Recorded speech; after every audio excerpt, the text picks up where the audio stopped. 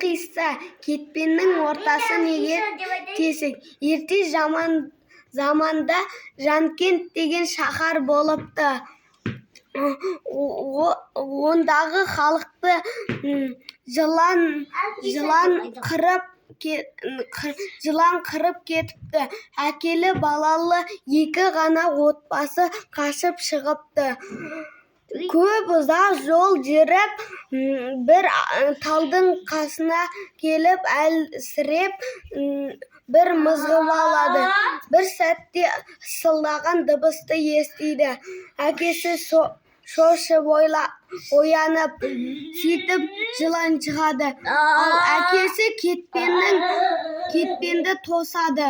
Сөйтіп жылан кетпеннің ортасын тесіп шығады. Сөйтіп әкесін өлтіреді. Сөйтіп баласы нанды тосады. Ал жылан нанды құрметтейді.